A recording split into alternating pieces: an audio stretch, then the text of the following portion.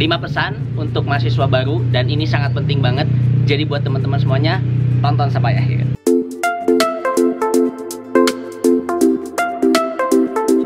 Hola guys, balik lagi bersama aku Fauzi di channel Jejak Zamzami. Dan kali ini aku mau sharing ke teman-teman semuanya tentang 5 pesan untuk mahasiswa baru. Jadi kan biasanya mahasiswa baru masih pusing kan, karena baru dari SMA terus masuk jenjang universitas. Ini aku khususin untuk S1 ya. Jadi buat teman-teman yang S2 ataupun S3 bisa menyesuaikan aja. Oke, dan buat teman-teman juga jangan lupa like, comment, share, dan juga subscribe supaya aku makin semangat untuk bisa bikin video buat teman-teman semuanya. Yang pertama, bangun mindset untuk maju. Nah, ini biasanya penting banget. Rata-rata yang siswa kemudian lanjut ke mahasiswa, mereka tuh masih berada dalam otak-otak sekolah SMA gitu ataupun SMK. Nah, kalau aku pribadi, aku tuh lebih ke dulu karena aku lumayan ketika SMA cukup dikenal, kemudian banyak prestasi, sering ikut lomba, sering aktif organisasi, sehingga hal-hal tersebut itu aku bawa ketika aku masuk kampus, khususnya ketika aku semester 1. Dan itu menurut aku sedikit keliru. Kenapa aku bilang keliru? Karena ketika masuk kampus kita itu mulai lagi dari nol, dimana prestasi-prestasi kita, organisasi-organisasi kita itu hanya ngefek ke diri kita sendiri dan enggak untuk orang lain gitu. Jadi ya orang lain juga kan datang dari berbagai sekolah yang dia hebat juga. Jadi ya ketika kita harus jumawa gitu ya, oke gue pernah juara satu ini, oke gue pernah juara satu itu kayaknya sangat-sangat kurang. Nah, jadi mulai saat itu teman-teman silakan untuk bangun mindset supaya teman-teman itu maju. Nah, maksud mindsetnya itu gimana? Jadi teman-teman bisa mulai kerucutin. Misalkan selama kuliah itu pengen dapat apa aja. Semester 1 pengen dapat apa, semester 2 pengen dapat apa. Teman-teman silakan planning sebaik mungkin, karena itu yang bakalan menjadi nilai teman-teman untuk kedepannya tuh kayak gimana gitu. Yang paling penting aku reminder lagi adalah teman-teman pikirkan bahwa teman-teman itu mulai lagi dari nol. Oke, dari nol. Jadi ketika teman-teman mikir bahwa teman-teman mulai dari nol, mulai dari kehidupan yang baru, mulai dari sesuatu yang baru, itu teman-teman bakalan lebih semangat lagi untuk bisa menggapai apa yang teman-teman impikan. Karena merasa kayak, oh, oke, gue masih nol, berarti gue harus belajar yang rajin. 2. Dunia sesungguhnya itu bukan di kelas, tapi di luar. Nah, biasanya kan mahasiswa itu ada dua tipe ya. Ada dia orang yang akademik banget, ada dia orang yang non-akademik, dan ada orang yang di tengah-tengah. Jadi dia akademik aktif, non-akademik juga aktif gitu ya. Jadi ada 3 ya. Di sini aku gak bilang mana yang salah, mana yang benar. Cuman aku mengingatkan ke teman-teman semuanya bahwa dunia ini enggak hanya sekedar teman-teman belajar di kelas. Dunia ini enggak hanya sebatas teman-teman itu diskusi di kelas, presentasi di kelas, baca di kelas, diskusi di kelas, ngerjain tugas dan sebagainya. Bukan hanya sebatas itu. Ada hal yang lebih penting dari itu, yaitu di dunia luarnya itu sendiri. Maksudnya dunia luar apa? Kita gak usah jauh-jauh lah ngomongin teman-teman harus lulus, tapi teman-teman berinteraksi dengan mahasiswa dari luar kampus teman-teman, atau sesimpel dari luar jurusan teman-teman. Dulu aku merasa ketika semester 1 kayak oke, di kelas ini tuh kayak aku aktif banget untuk diskusi, aku aktif banget untuk presentasi, karena ya orangnya itu lagi. Dan ketika aku keluar ikut berbagai acara kayak misalkan konferensi, simulasi sidang ASEAN, lomba dan sebagainya, itu benar-benar aku ketemu banyak orang yang ternyata orang yang pintar di dunia ini tuh ternyata banyak banget gitu. Dan yang di kelas aku pada pintar aja gitu kan, ternyata ketika di luar itu ada orang yang lebih high class lagi pemikirannya gitu. Jadi ketika teman-teman hanya implementasinya di kelas, itu akan sangat kurang. Jadi bagaimana untuk mengatasi hal itu? Ya teman-teman silakan untuk bisa aktif mengikuti berbagai kegiatan, misalkan konferensi, lomba, nulis dan sebagainya, yang bisa mengasah otak teman-teman dan keterampilan teman-teman. Kalau aku dulu tipe orang yang gini, oke, gue gak bisa nih kalau misalkan ilmu gue hanya dipakai untuk di kelas doang. Jadi aku tuh adalah orang yang harus selalu praktik. Katakanlah aku mendapatkan ilmu tentang diplomasi publik. Nah, di saat ini aku praktikin dengan ngediriin Indonesia Youth Foundation, yaitu NGO yang bergerak juga di bidang diplomasi publik gitu. Jadi ya Kalau orang yang kayak aku yang sukanya praktik itu pasti butuh banget dunia luar. 3, circle itu penting. Circle dunia kampus itu banyak banget. Ada orang yang rajinnya kelewatan, ada orang yang malesnya kelewatan, ada orang yang sering nongkrong, ada orang yang sering ngajak shopping, ada orang yang sifatnya konsumtif banget, dan sebagainya. Itu bener-bener banyak banget tipe-tipe circle-nya. Dan aku saranin ke teman-teman semuanya nyari circle yang sehat, circle yang bisa mendukung teman-teman, circle yang bisa membuat teman-teman itu berkembang. Nah, kalau aku dulu sesimpel nyari circle yang memang satu impian sama aku gitu. Jadi aku nyari orang-orang, nyari klub, nyari organisasi yang dia itu pengen ke luar negeri tapi gratis gitu.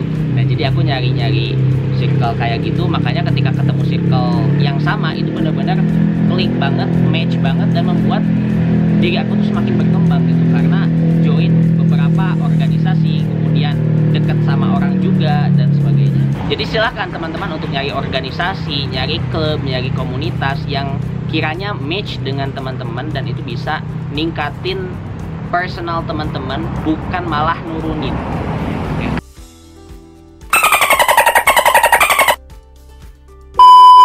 4, ini menurut aku yang paling penting, yaitu jangan nunggu kata dosen atau kampus. Aku ketika semester 1 dan semester 2 ketika ngajak teman aku untuk oke bro, kita ikutan lomba yuk, oke kita ikutan konferensi yuk, oke kita ikutan klub yuk, dan sebagainya, mereka pasti bilang dosen gue belum nyuruh. Dan yang kedua adalah karena di kampus kita nggak ada, dan kampus kita belum mewajibkan untuk kesana. Jadi kayak ngikutin apa yang katanya dosen dan juga kampus gitu. Jadi kalau dosennya nggak ngomong A, dia nggak bakal ngerjain A gitu, yang artinya dia nggak bakal eksplorasi. Nah, kalau aku ketika semester 1 dan 2, aku benar-benar eksplorasi kegiatan apa aja yang bisa aku ikutin untuk ke luar negeri, kegiatan apa aja yang aku bisa ikutin untuk komunitas, kegiatan apa aja untuk ngembangin personal branding aku, public speaking, dan sebagainya. Aku cari semuanya eksplorasi, baik itu lewat UKM-UKM di kampus, baik itu lewat beberapa channel di YouTube, atau even nanya ke orang, atau di Google, dan sebagainya. Aku benar-benar searching. Jadi ini penting banget, jangan sampai nunggu kata dosen atau kampus. Dan jujur, aku lebih suka ikut event ataupun komunitas yang dia itu di luar kampus. Karena ketika di dalam kampus, lu bakal ketemu orangnya itu lagi, dia lagi. Dan kalau misalkan ada seleksi, ya lu bakal seleksi sama dia lagi gitu. Jadi kayak nggak seru gitu. Dan kalau misalkan kayak ikut yang dari kampus itu kan pasti banyak kan ya, bukan nggak bakal ya, kayak jarang banget yang perwakilan kampusnya tuh satu, pasti kelompok gitu. Ada untuk lomba ini misalkan ada 3 orang, ada untuk konferensi ini ada 3 orang, dan sebagainya.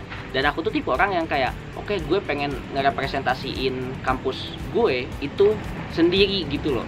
Jadi aku menjadi anak UII sendiri yang ngerepresentasiin UII itu sendiri gitu. Makanya dari dulu aku bener-bener suka banget ikut event yang dari luar, nggak terlalu yang dari dalam. Tapi again, terserah mau ikut yang dari luar ataupun dari dalam. Poinnya adalah jangan terlalu nunggu apa yang dibilang oleh dosen atau kampus. Yang kelima adalah, ini penting banget karena aku sadari ketika COVID-19. Aku bisa bilang bahwa sesungguhnya mahasiswa yang hebat, mahasiswa yang berprestasi adalah dia yang bisa adaptasi dalam kondisi apapun. Kenapa aku bilang kayak gini? Karena aku bener banget teman-teman ngeliat orang yang dulunya sebelum COVID dia aktif banget, dia sering juara, dia sering shining gitu di kampusnya. Tapi sekarang ketika COVID kayak nggak ada gitu. Kayak dia kegiatannya nggak terlalu kelihatan, kemudian namanya juga udah jarang shining, jarang ikut lomba, dan sebagainya. Dan ketika aku tanya, alasan mereka adalah ya karena COVID sih males, dan karena semuanya digital, dan karena semuanya juga harus online, ya dia jadi males gitu.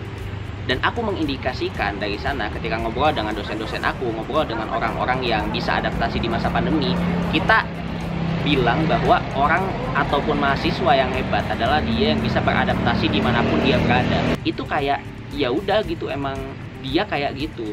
Tapi kalau misalkan dia bisa beradaptasi, misalkan sebelum pandemi dia aktif, dan setelah pandemi dia makin aktif dan dia makin banyak dapat penghargaan, itu menurut aku good job banget gitu. Karena susah teman-teman, susah untuk bisa beradaptasi di masa pandemi ini, dan kita bisa menyesuaikan. Terlebih kalau kita bisa lebih berprestasi dari sebelum pandemi. Jadi itu merupakan poin plus. Jadi aku saranin ke teman-teman semuanya, dimanapun teman-teman berada, teman-teman harus bisa adaptasi. Karena sesungguhnya mahasiswa yang hebat itu bukan yang berprestasi banyak, bergelimang, tapi dia yang bisa beradaptasi dimanapun teman-teman berada. Entah nanti misalkan di dunia kerja, atau nanti ya udah lulus, atau nanti mau S2, dimanapun teman-teman berada. Oke, barusan yang terakhir, tapi aku mau tambahin satu poin lagi, yaitu hargai waktu. Aku sering banget ketemu mahasiswa yang dia itu nggak menghargai waktu. Misalkan masuk ke kelas ya telat, atau mau ada meeting sama dosen atau temennya ya telat gitu. Dan itu adalah budaya yang sering kita temukan, dan kadang makanya orang Indo kan disebut orang yang sering telat gitu kan. Jadi aku saranin ke teman-teman semuanya, sekecil apapun meetingnya, sekecil apapun pertemuannya, atau sebesar apapun yang teman-teman lagi hadapi, hargai waktu, jangan sampai telat. Karena ketika teman-teman telat, teman-teman akan dicap kayak ini orang nggak on time nih gitu. Aku dulu ketika di hire untuk menjadi pegawai tetap gitu di salah satu media company, itu ketika aku sering masuknya tuh nggak telat gitu.